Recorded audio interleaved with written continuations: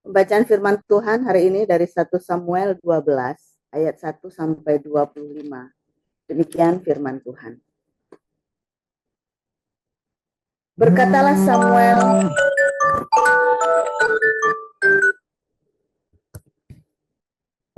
Samuel kepada seluruh orang Israel, telah kudengarkan segala permintaanmu yang kamu sampaikan kepadaku, dan seorang raja telah kuangkat atasmu. Maka sekarang raja itulah yang menjadi pemimpinmu. Tetapi aku ini telah menjadi tua dan beruban, dan bukankah anak-anakku laki-laki ada di antara kamu? Akulah yang menjadi pemimpinmu dari sejak mudaku sampai hari ini. Di sini aku berdiri. Berikanlah kesaksian menentang aku di hadapan Tuhan dan di hadapan orang yang diurapinya. Lembu siapakah yang telah kuambil? Keledai siapakah yang telah kuambil? Siapakah yang telah kuperas? Siapakah yang telah kuperlakukan dengan kekerasan? Dari tangan siapakah telah kuterima sogok, sehingga aku harus tutup mata? Aku akan mengembalikannya kepadamu. Jawab mereka, engkau tidak memeras kami, lakukan kami dengan kekerasan, dan engkau tidak menerima apa-apa dari tangan siapapun. Lalu berkatalah ia kepada mereka, Tuhan menjadi saksi kepada kamu, dan orang yang diurapinya pun menjadi saksi pada hari ini, bahwa kamu tidak mendapat apa-apa dalam tanganku. Jawab mereka, dia menjadi saksi. Lalu berkatalah Samuel kepada bangsa itu, Tuhanlah saksi yang mengangkat Musa dan Harun dan yang menuntun nenek moyangmu keluar dari tanah Mesir. Maka sebab itu, berdirilah supaya aku bersama-sama dengan kamu berhakim di hadapan Tuhan mengenai segala perbuatan keselamatan Tuhan yang telah dikerjakannya kepadamu dan kepada nenek moyangmu. Ketika Yakub datang ke Mesir dan nenek moyangmu berseru-seru kepada Tuhan, maka Tuhan mengutus Musa dan Harun yang membawa nenek moyangmu keluar dari Mesir dan membiarkan mereka diam di tempat ini.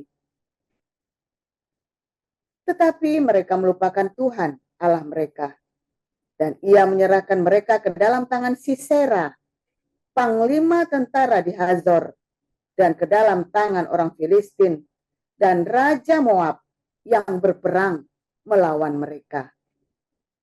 Mereka berseru-seru kepada Tuhan, katanya, kami telah berdosa, sebab kami telah meninggalkan Tuhan dan beribadah kepada para Baal dan para Asitoret. Maka sekarang lepaskanlah kami dari tangan musuh kami, maka kami akan beribadah kepadamu. Sesudah itu Tuhan mengutus Yerubbaal, Barak, Yefta, dan melepaskan kamu dari tangan musuh di sekelilingmu, sehingga kamu diam dengan tentram. Tetapi ketika kamu melihat bahwa Nahas, Raja Bani Amon, mendatangi kamu, maka kamu berkata kepadaku, tidak, seorang raja harus memerintah kami, padahal Tuhan Allahmu adalah rajamu. Maka sebab itu, lihat itu, raja yang telah kamu pilih, yang kamu minta. Sesungguhnya Tuhan telah mengangkat raja atasmu. Asal saja kamu takut akan Tuhan, beribadah kepadanya, mendengarkan firman-Nya, dan tidak menentang titah Tuhan, dan baik kamu maupun raja yang memerintah kamu itu mengikuti Tuhan Allahmu. Tetapi jika kamu tidak mendengarkan firman Tuhan dan kamu menentang titah Tuhan, maka tangan Tuhan akan melawan kamu dan melawan rajamu. Sekarang tinggallah berdiri, dan lihatlah perkara yang besar yang akan dilakukan Tuhan di depan matamu ini. Bukankah sekarang musim menuai gandum?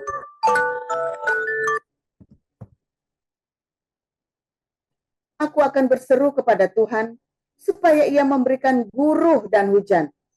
Lihatlah dan sadarlah bahwa besar kejahatan yang telah kamu lakukan itu di mata Tuhan dengan meminta raja bagimu. Lalu berserulah Samuel kepada Tuhan. Maka Tuhan memberikan pada hari itu guruh dan hujan, sehingga sangat takutlah seluruh bangsa itu kepada Tuhan dan kepada Samuel. Berkatalah seluruh bangsa itu kepada Samuel, berdoalah untuk hamba-hambamu ini kepada Tuhan Allahmu, supaya jangan kami mati. Sebab dengan meminta raja bagi kami menambah dosa kami dengan kejahatan ini. Dan berkatalah Samuel kepada bangsa itu, jangan takut, memang kamu telah melakukan segala kejahatan ini. Tetapi janganlah berhenti mengikuti Tuhan, melainkan beribadahlah kepada Tuhan dengan segenap hatimu. Janganlah menyimpang untuk mengejar dewa-dewa kesia-siaan yang tidak berguna dan tidak dapat menolong, karena semuanya itu adalah kesia-siaan belaka. Sebab Tuhan tidak membuang umatnya, sebab namanya yang besar. Bukankah Tuhan telah berkenan untuk membuat kamu menjadi umatnya? Mengenai aku, jauhlah daripadaku untuk berdosa kepada Tuhan dengan berhenti mendoakan kamu. Aku akan mengajarkan kepadamu jalan yang baik dan lurus. Hanya takutlah akan Tuhan dan setialah beribadah kepadanya dengan segenap hatimu. Sebab ketahuilah betapa besarnya hal-hal yang dilakukannya di antara kamu. Tetapi jika kamu terus berbuat jahat, maka kamu akan dilenyapkan, baik kamu maupun rajamu itu. Demikian.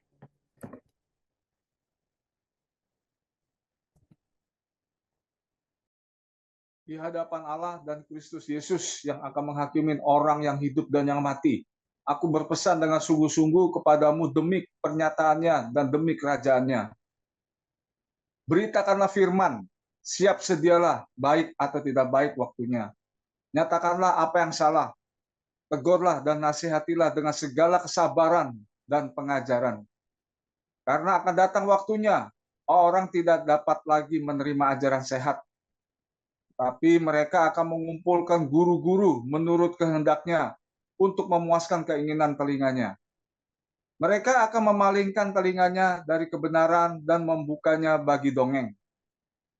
Tetapi kuasailah dirimu dalam segala hal, sabarlah menderita, lakukanlah pekerjaan pemberitaan Injil, dan tunaikanlah tugas pelayananmu.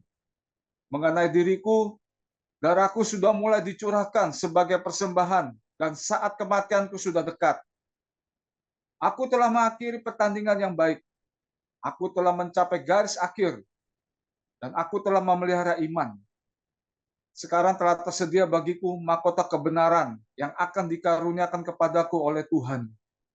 Hakim yang adil pada harinya, tetapi bukan hanya kepadaku, melainkan juga kepada semua orang yang merindukan kedatangannya.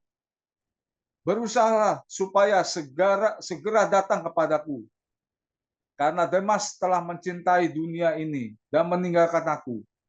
Ia telah berangkat ke Tesalonika. Klerkes telah pergi ke Galatia dan Titus ke Dalmatia. Hanya Lukas yang tinggal dengan aku. Jemputlah Markus dan bawalah ia kemari, karena pelayanannya penting bagiku. Tikikus telah kukirim ke Efesus. Jika engkau kemari, bawa juga jubah yang kutinggalkan di Troas, di rumah Karpus, dan juga kitab-kitabku, terutama perkamen itu. Alexander, tukang tembaga itu, telah banyak berbuat kejahatan terhadap aku. Tuhan akan membalasnya menurut perbuatannya. hendaklah engkau juga waspada terhadap dia, karena dia sangat menentang ajaran kita. Pada waktu pembelaanku yang pertama tidak seorang pun yang membantu aku. Semuanya meninggalkan aku. Kiranya hal itu jangan ditanggungkan atas mereka.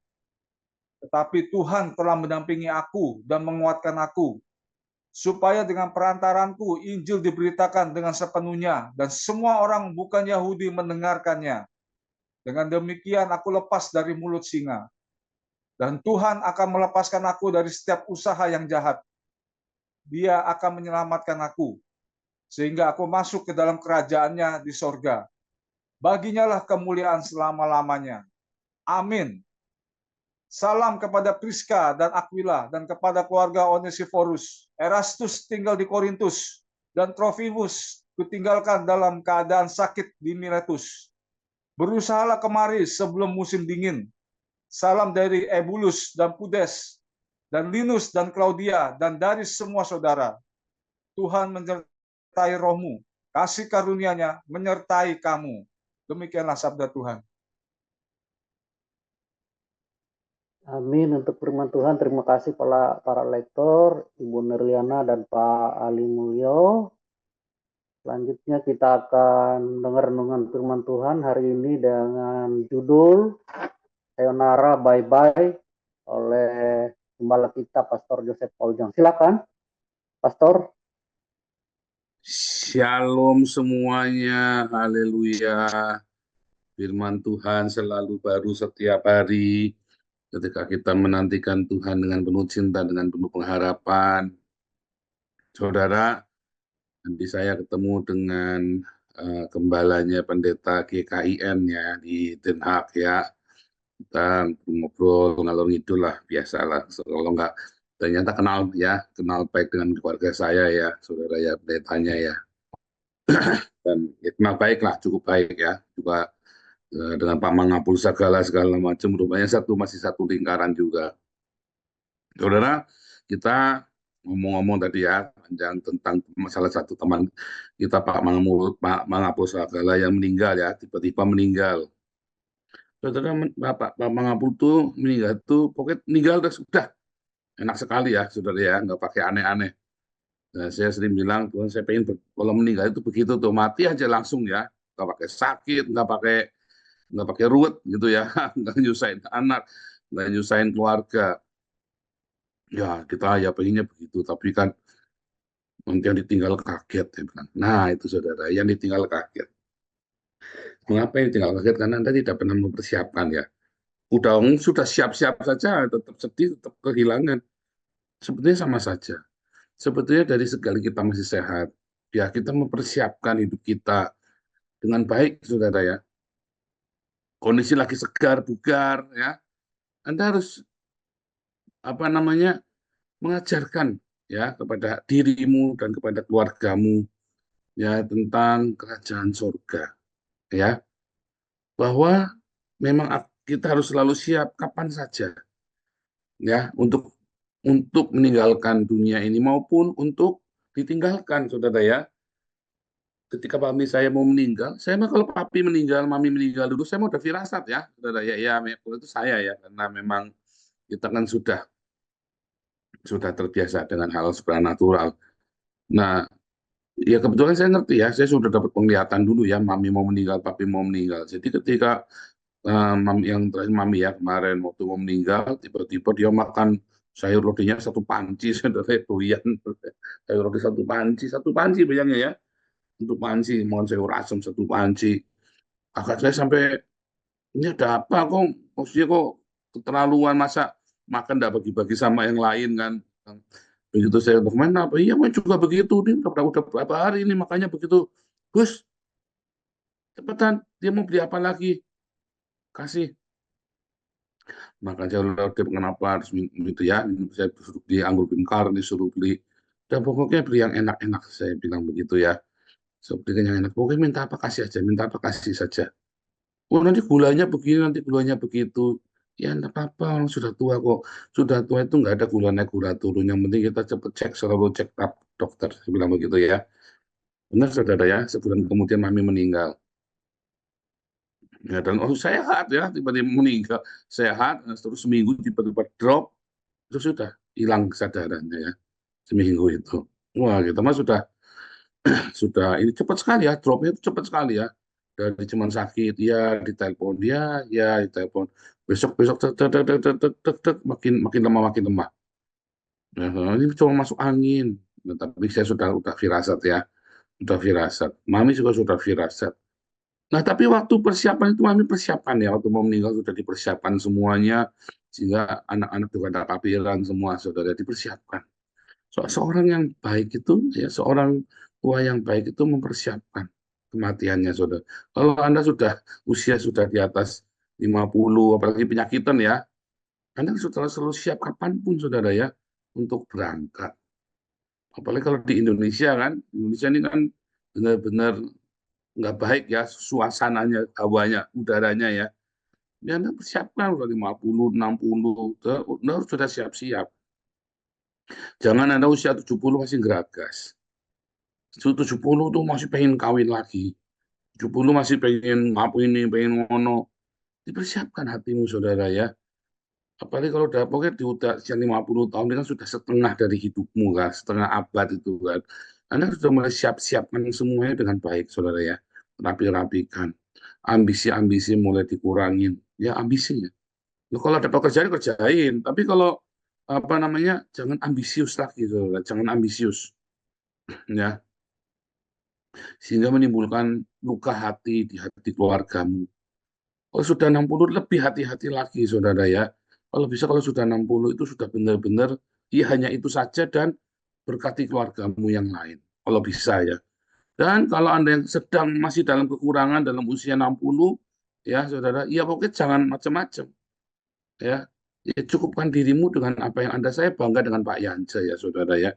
Sudah usia yang lanjut dan cukupkan diri dengan apa yang ada. Menurut pengakuannya Pak Yance dulu nakal masa mudanya ya. Dan sekarang di masa tuanya apapun yang sudah dicapai oleh Pak Yance ya sudah.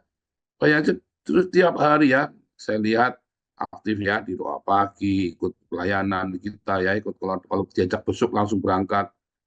Ya menikmati bagaimana bisa hidupnya bisa berguna bagi sesama. Ya kan? Ya sudah, apa yang sudah terjadi sudah. Apa yang sudah lewat ya sudah.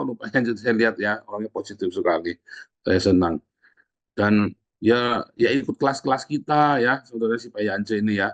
Ikut kelas-kelas kita, ikut semua ini ya. Dinikmati saudara, dipersiapkan semuanya. Segala hidup kita itu dipersiapkan. Loh, kita yang masih muda misalnya ini di bawah 50, ya tetap jangan jangan jumawa dipikir Tuhan nggak bisa panggil kita kapan saja. Oh saya tulingannya tuli Pak, oh, dipanggil nggak mau dengar Pak. Aduh jangan gitu ya. Nah kayak usia sudah 80 tahun dipanggil Tuhan nggak pulang-pulang. Soalnya ya, Pak saya dipanggil bandel Pak nggak mau pulang. Ini Pak Hawi dipanggil Tuhan nggak mau pulang-pulang tuh. Udah berapa kali tuh dipanggil Tuhan itu Pak Hawi itu nggak pulang-pulang bandel. Nggak katanya nggak dengar Pak. Tapi dari persiapan semuanya ya, dipersiapkan hati kita. Dan terutama ya saudara ya, kalau masih punya harta, Anda punya harta baik dibagi yang benar. Jangan udah mati, anaknya rebutan bunuh-bunuhan saudara. Masih hidup kamu bagi ya, dibagi dengan notaris dong. Kalau aku meninggal nanti, nah nanti dibacakan sama notarisnya. Kalau andanya hartanya banyak, kalau hartanya banyak itu jangan sampai kamu mati belum dibagi saudara ya. Itu bisa bunuh-bunuhan anakmu nanti itu. Ya kalau kamu masih hidup ya kalau hartamu cuma sedikit ya di apa dan notarisnya mahal enggak cucuk cuma diomongin sudah dibagi waktu kamu masih hidup tapi kalau hartamu banyak sebaiknya pakai notaris ya diwariskan yang benar. Nah saudara kita harus selalu siap kapanpun dipanggil Tuhan. Anda yang masih muda sudah tua pokoknya kalau Anda sudah punya kewajiban punya tanggung jawab ya pokok ceritanya jelek loh bukan jelek kita siap semuanya ya. Jangan sampai kamu melarang istrimu bekerja. Sehingga kalau kamu tidak punya penghasilan yang cukup, ya, kamu tidak boleh melarang istrimu kerja, saudara. Kalau kamu mati, istrimu kere nanti. Ya, jadi biarkan kalau penghasilanmu kurang, biarkan istrimu juga bekerja. Ya, bekerja sekedarnya, part-time, atau ya bahkan full-time pun bagi tugas. Makanya peranan orang tua di rumah tangga itu penting ya, kakek nenek itu sangat penting ya. Peranan kakek nenek itu sangat penting dalam rumah tangga, saudara. Karena kakek nenek ini yang membantu kita merawat anak kita daripada kasih pembantu, saudara.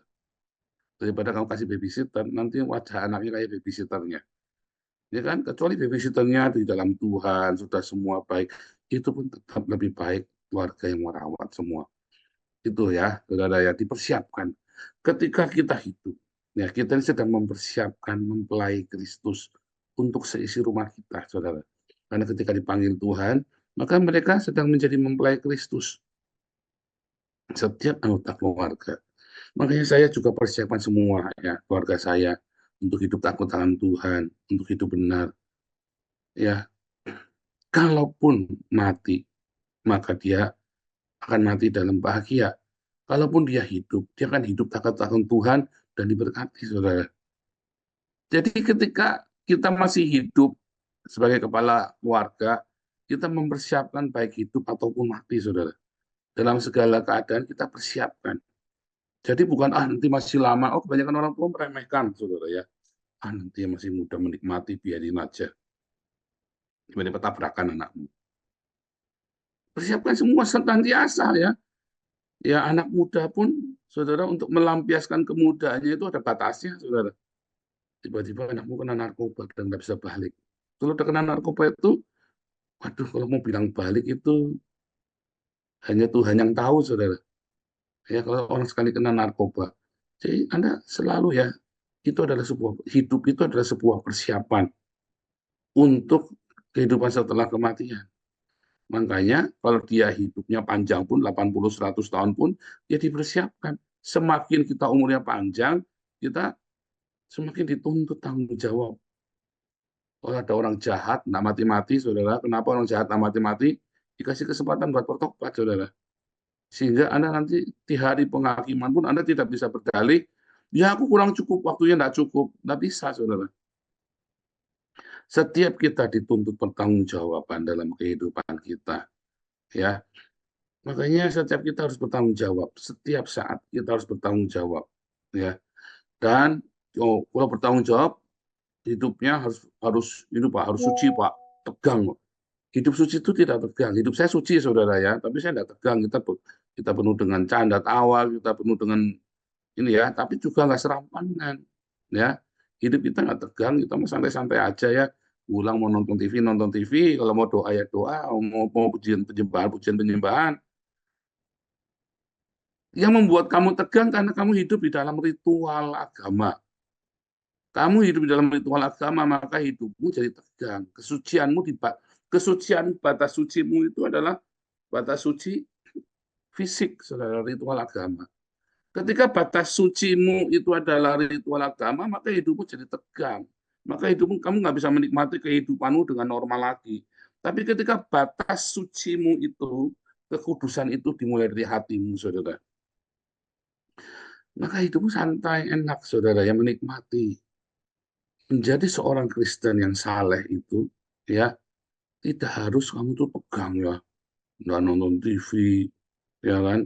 Terus Anda tidak boleh mendengarkan lagu-lagu dunia. Saya mah malah mendengar lagu-lagu dunia. Dulu saya nggak dengar lagu-lagu sama sekali ya, tapi sekarang mau dengar aja. Oh, ada setannya Pak, setan gundulmu peang, setannya ya kamu itu, saudara. Tetapi bagaimana kita mendengarkan lagu-lagu itu, dan kita juga tetap menjaga dalam keseimbangan, tetap baca firman Tuhan, tetap mendengarkan firman Tuhan, tetap memiliki rema, ya saudara ya. Jadi bukan berarti kamu tidak boleh menikmati ya lagu dunia, nonton TV, nonton bokep ya jangan, ya saudara ya. Nunggu lagu dunia Pak, sambil gede kepalanya, sambil minum ekstasi ya jangan. Anda tahu sebenarnya dalam hatimu, oh sekali narkoba saya nggak bakal bisa lepas, jadi jangan pernah sentuh itu. Bukan masalah itu kata suci, bukan. Kalau kamu sudah kena narkoba, ya kamu sudah kena overdosis, apalagi untuk bisa balik normal itu sulit sekali, saudara. Ya, sehingga Anda hidup di dalam perbudakan. Jadi itu bukan masalah, oh suci nggak suci, masalahnya kamu hidupnya jadi nggak benar sekali kamu kena narkoba. Ya, sekali kamu kena benar obat-obatan itu. Jadi bukan masalah batas suci, kalau itu mah tanggung jawab sama dirimu sendiri, saudara. Pasti ke pelacuran, Pak, batas suci itu jelas batas suci. Ya, sekali kamu bersetubuh dengan seorang wanita, maka tubuh jiwa rohmu itu bersatu dengan dia, saudara ya. Oh, tapi kan saya tidak kenal Pak orang itu. Oh iya, saudara. Makanya kan kamu jadi tidak karuan, hidupmu jadi jadi yang aneh-aneh kan. Makanya orang-orang yang berzina itu ya akhirnya ya hidupnya jadi tidak karu-karuan, jiwanya terbagi. Dan akhirnya ya kerjanya pun jadi tidak benar. Saya mengamati ya, kalau Anda kerja tidak benar, kerjanya baik, tapi terus ada aja masalah dalam kerjaanmu ya, itu biasanya karena perzinahan, saudara. Coba kamu berhenti berzina, kamu berdoa, minta ampun. Nanti beberapa tahun ke depan tiba-tiba kerjaanmu jadi stabil. Kalau Anda yang hidupnya baik ya, Anda hidup sudah dibaptis, tapi Anda terus masih sering berzina, ya biasanya kerjaanmu ya tidak karu-karuan. Coba kamu berhenti berzina, ya pasti nanti benar sendiri. Tiba-tiba stabil hidupmu, kamu masih geragas, ya kamu tidak karu-karuan, hidupmu pasang surut naik turun. Anda yang sudah usia lanjut masih geragas perempuan, masih geragas seks ya, oh nggak cuma geragas perempuan, orang kakek nenek geragas laki-laki ya banyak, sudah nenek-nenek gitu ya. Artinya memang libidonya ya, Anda coba makanannya, saudara ya, makanya dikendalikan, mulai makanan sayur-sayuran saja ya, nanti hidupmu juga lebih tenang ya, seperti anteng ya. Ini kok pikir sana masih biasanya ya, karena kamu sendiri masih hidupnya, hatimu masih tidak beres. Dan sebagian besar itu karena saudara keserakahan dan hawa nafsu, sehingga kamu nggak tenang pikirannya, saudara. Padahal kamu sudah bau tanah, ya kan? Aduh, benar-benar saudara ya, benar-benar ya. Jadi Anda mulai belajar, ya, belajarlah hidup di dalam kesalehan. Kesalehan itu bukan ritual agama, tapi kesalehan itu kamu sedekah yang kencang, saudara. Sekuat tenagamu sedekah, berbagi, ya. Dan kamu juga belajar, ya, melepaskan pengampunan dan fokus mencari rema, ya. Baca firman Tuhan, cari remanya Tuhan. Dalam setiap hari kamu harus mendapatkan rema. Rema itulah yang akan membuat kamu hidup di dalam kekudusan. Rema yang dari surga itu. Kamu baca setiap firman Tuhan, langsung lakukan, saudara. Dengarkan firman Tuhan, langsung lakukan. Tiba-tiba hidup kamu tenggelam dalam remanya Tuhan Yesus. Oke, baca firman Tuhan, Anda mengerti apa dari firman itu, ya kamu lakukan di situ. Terus ya, terus tiba-tiba kamu sudah tenggelam. Dan tiba-tiba kamu sudah nggak berdosa lagi. Nah, itulah kamu siap. Sambil kamu juga ajarin keluargamu untuk hal yang sama. Dituntun anak saya ya. Saya bilang, kalau setiap kali mau sesuatu, terus mentok. Kayak karena dia biasa melihat kami puasa. Jadi mentok ya dia puasa, saudara, puasa sendiri. Puasa, puasa, puasa, puasa. Nanti selalu ada jalan keluar, selalu ada pertolongan. Ya kita itu cara mempersiapkan anak-anak kita begitu dengan teladan. Anda tidak bisa cuma dengan bacot doang, ya, dengan teladanmu untuk dia lakukan. Nanti Anda sendiri akan menuai hasilnya. Seperti anak panah ya di tangan pahlawan. Demikianlah orang yang membuat tabung panahnya penuh, saudara. Itulah anak-anak ya di masa muda. Maka Anda harus jadi teladan bagi anak-anakmu. Nah, itulah persiapan hidup kita, saudara ya. Segala hidup kita adalah sebuah persiapan untuk datangnya kerajaan Allah. Baik kita yang pergi ke sana maupun kerajaan Allah itu yang datang. Kalau Anda mengerti bahwa setiap hidup kita, setiap detik hidup kita adalah persiapan untuk kerajaan Allah, Anda akan disiplin. Ya, karena Anda tahu meleset sedikit saja nggak bisa masuk. Ya, sehingga kalau meleset sedikit tegang, Pak, ya nggak tegang. Selama kamu melakukan, ya, mengasihi, mengampuni, memberkati, ya, diakonia, marturia, maka hidupmu nggak tegang. Hidupmu akan enak sekali ya, saudara ya. Ingat-ingat, hidup kita semua adalah persiapan menuju kerajaan Allah. Baik itu kerajaan Allah datang pada kita atau kita yang datang kepada kerajaan Allah itu. Dan persiapkan setiap kita, anggota keluarga kita, untuk menjadi mempelai Kristus, saudara. Ya, Tuhan Yesus memberkati. Haleluya.